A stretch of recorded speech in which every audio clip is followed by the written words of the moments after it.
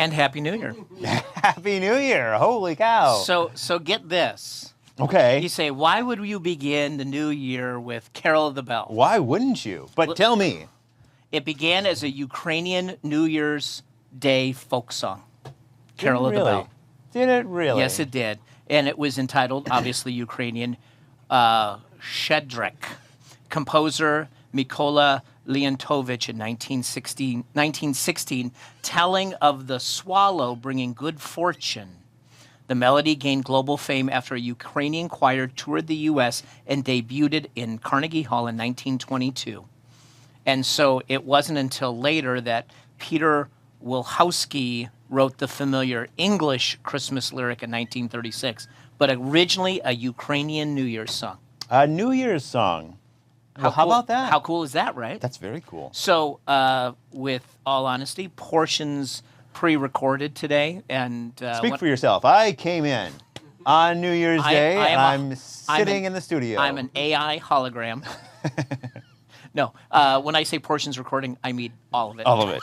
All of it. Because it is New Year's Day and all of us catching a little bit of a break, but we wanted to spend a little bit of time with you today as we finish off the last week of Christmas, too. Mm-hmm. And thinking about all of that, and we wanted to revisit some of the Christmas worship on Christmas Eve. Yeah. I mean, think about it. We had Wednesday, Christmas Eve, Thursday, Christmas Day, and that was our broadcast, was Christmas morning worship. Mm-hmm.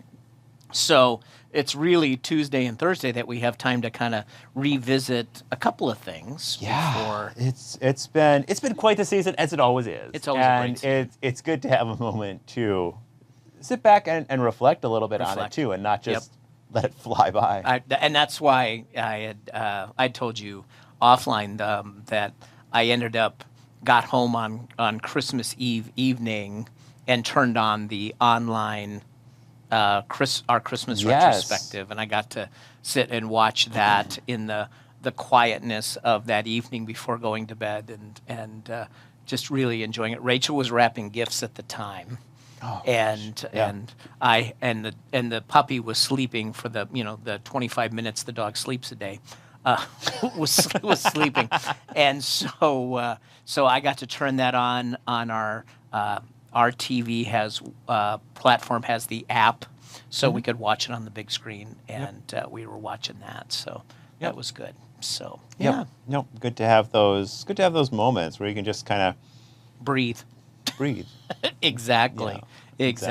So did you get something for Christmas?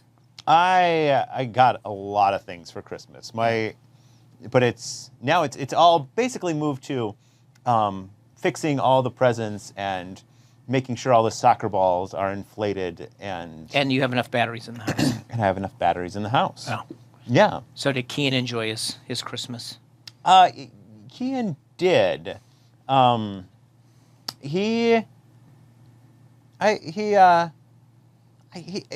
were waiting for him to what's he gonna go for? Is he gonna play with the box? Is he gonna, Yeah. And he just kind of hung on for dear life. Yeah. Watched. He loves his brothers, and there will be times where they he will will not just kind of each other. Yeah, I know. But he just kind of follows his older brothers around and will do all of that.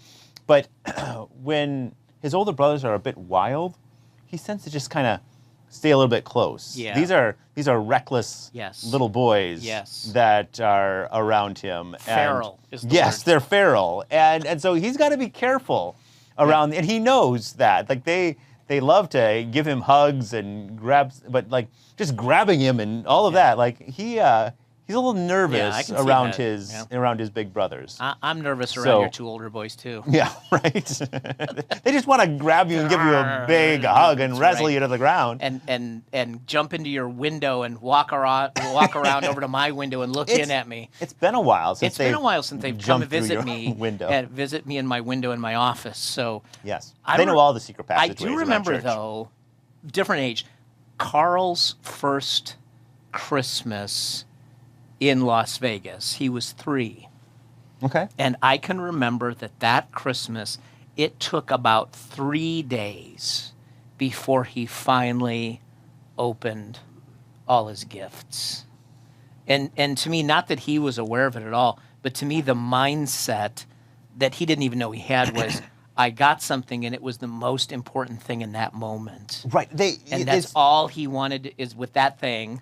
And then finally, it was like, well, do you want to open another gift? And oh, maybe, you know. I know. And then that one was the focus of his attention. Yeah, yeah. There was this time where we realized, you know, because people would buy all these gifts, and it's just they don't.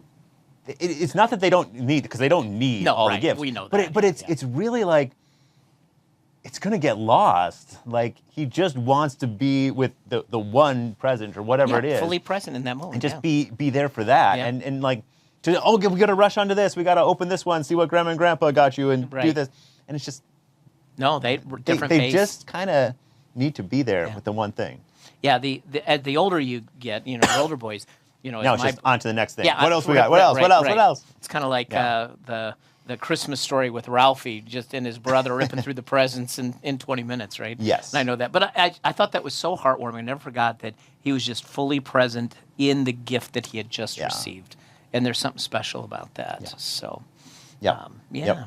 Well, good. I'm glad you had a nice. Yes. Nice and you Christmas. did as well. Yeah, it was lots of presents. You know, it was not a lot. It was quieter, and you know, I wasn't there on Christmas, but the one thing that Rachel got for me, because now that we're back in a house with a yard, besides getting us a dog, right? Besides that, she bought me a smoker.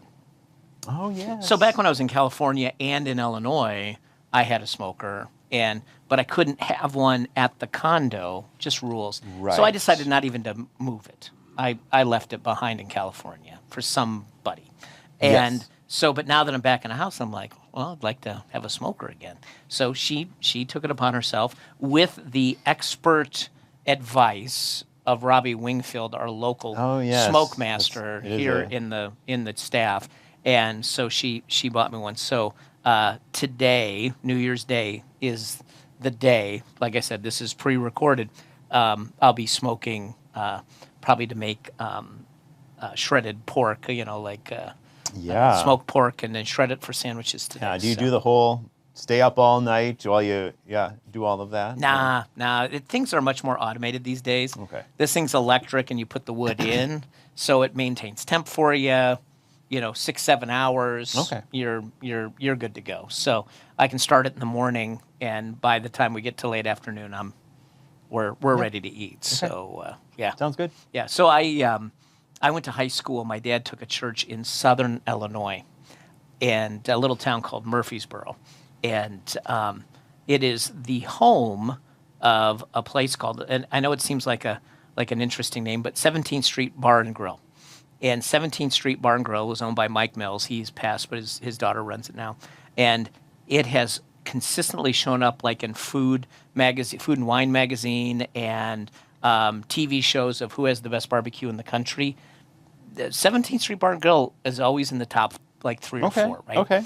And so, and it's good barbecue, by the way. And we used to have one called Memphis Barbecue, owned by the same family down in Warm Springs. But we also had another local barbecue sauce that's a vinegar-based sauce called Cairo, as in Cairo, but you didn't call it Cairo and you didn't call it Cairo. It's Cairo. That's how you pronounce it down there. And so family went to high school with, that family is running it and still running it, and they have a vinegar-based sauce that I just ordered some, because you can't find it in stores. It's just small production. So I'll be cooking with that. So a local Murfreesboro, Illinois barbecue sauce I'll be cooking with, but not the 17th Street Bar and Grill stuff. Okay. So a little bit more niche than that, but so that's good. And other than that, you know, I think that as we're going to listen to another song here in a moment, but let's turn our thoughts to 2026 for a minute.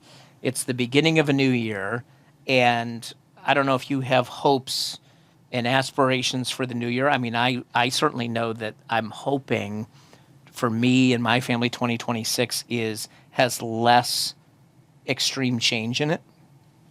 I'm hoping. I'm not asking for a perfect year, because I think that's unattainable. But I think a calmer year would be most welcome in our lives. and that we hope that things kind of even out and we find a nice rhythm in 2026. And I'm not sure what will bring, but I'm certainly understand and have lived into what you talked about on Sunday about waiting for the next step Yeah. and not pushing I it. think that's a big part of life, isn't it? Because you do, Yeah. when you force stuff, We often make the wrong we choice. make the wrong choice. Yeah. Yeah.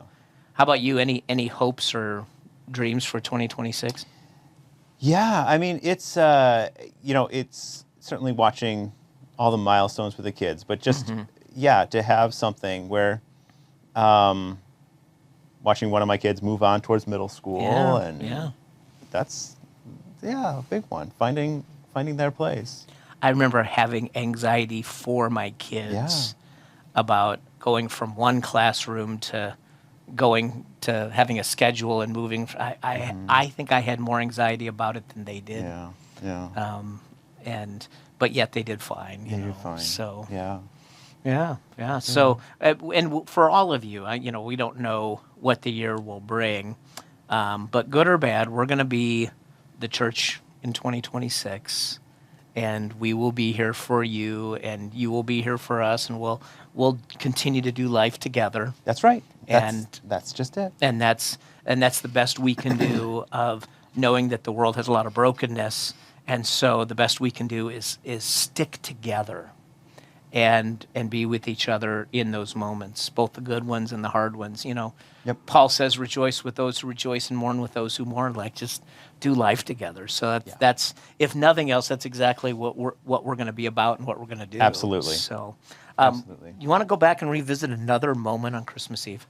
Yeah, let's do that. Yeah. So we're going to go back and hear another song, and it showed up a couple of times over the Christmas season, but this one is a beautiful song. Oh, people are texting me. Don't they know I'm broadcasting? It's okay.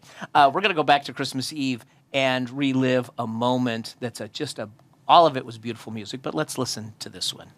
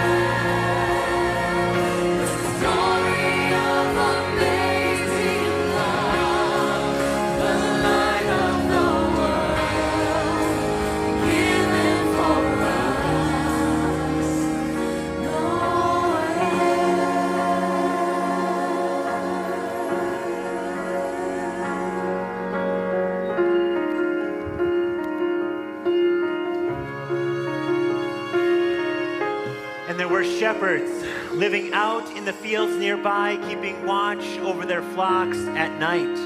And an angel of the Lord appeared to them, and the glory of the Lord shone around them, and they were terrified. But the angel said to them, "Do not be afraid. I bring you good news that will cause great joy for all the people. Today, in the town of David, a Savior has been born to you. He is the Messiah, the Lord.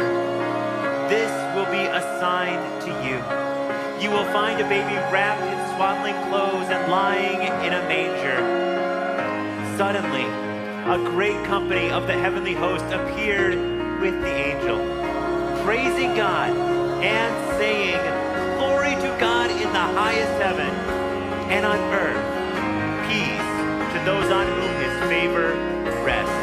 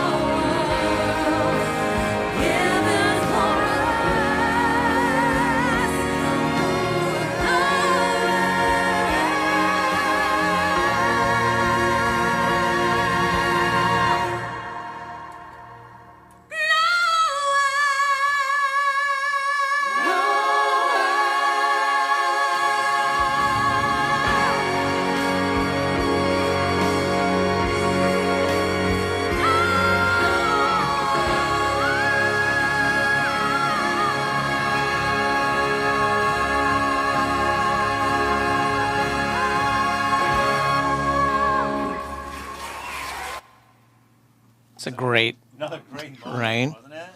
Yeah.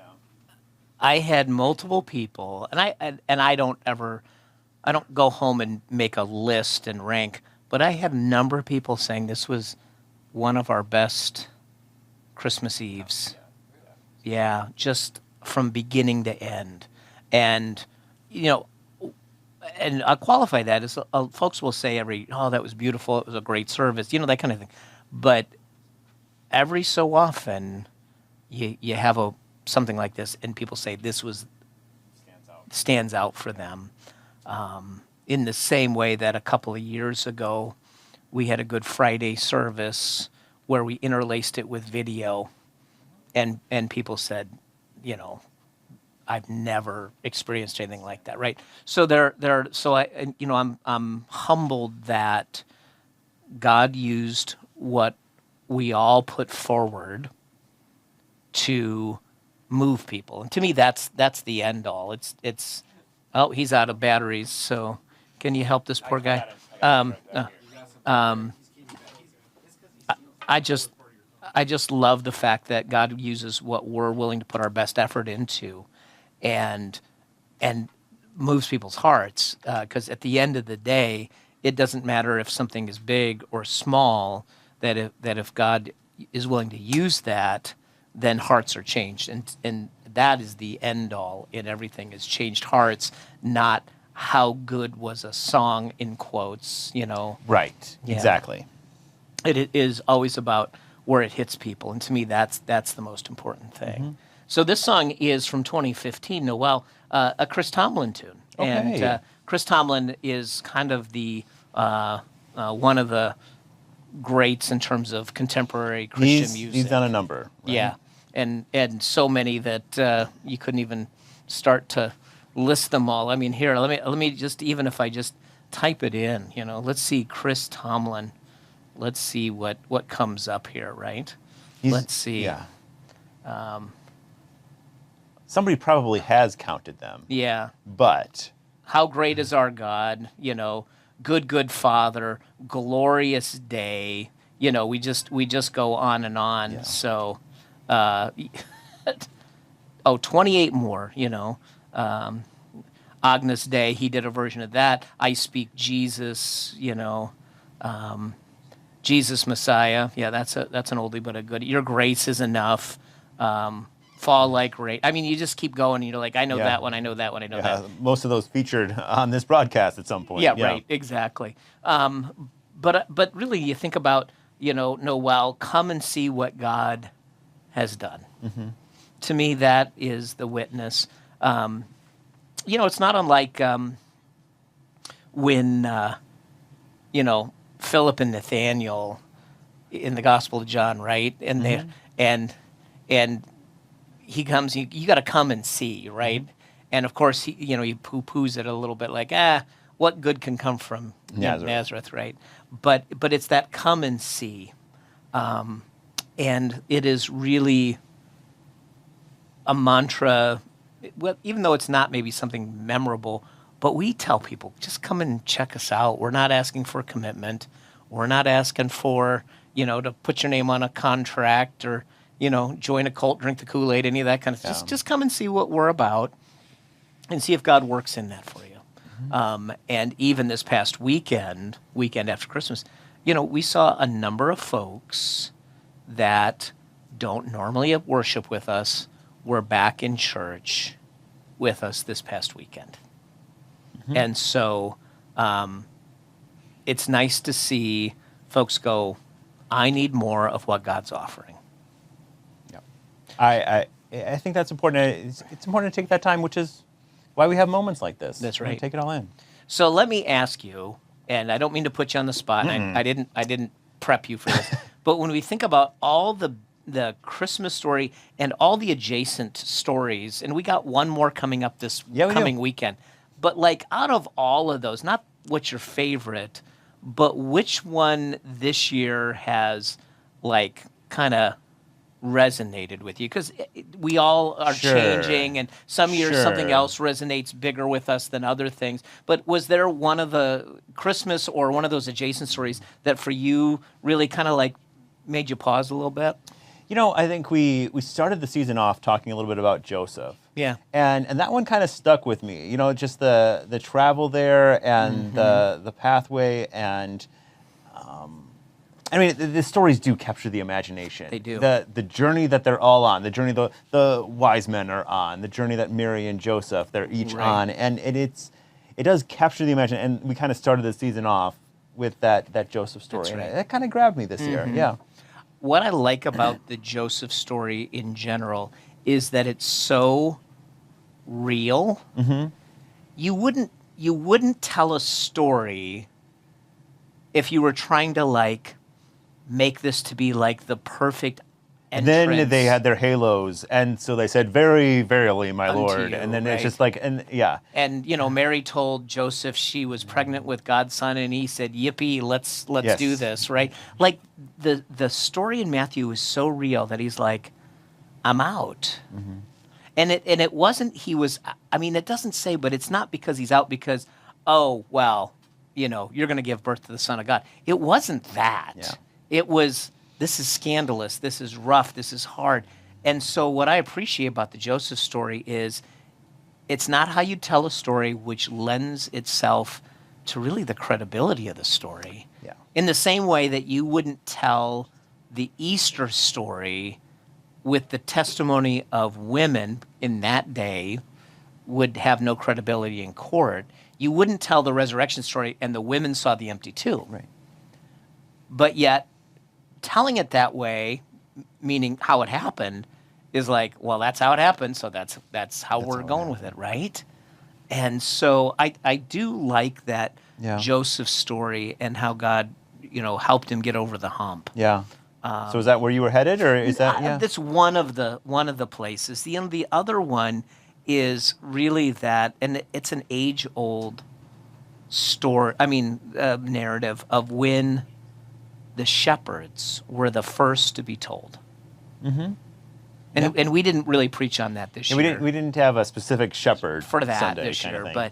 but the fact that that God chose regular people, down and out people, to be the first to hear the good news, which is just a reminder that it's not for some, it's not just for these people or some people, but it is good news that will bring great joy for all people.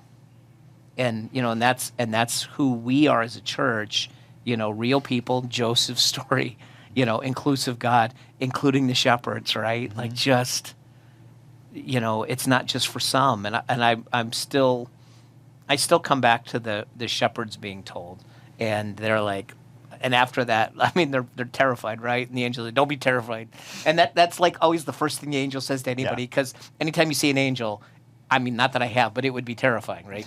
In the holiness of God, right?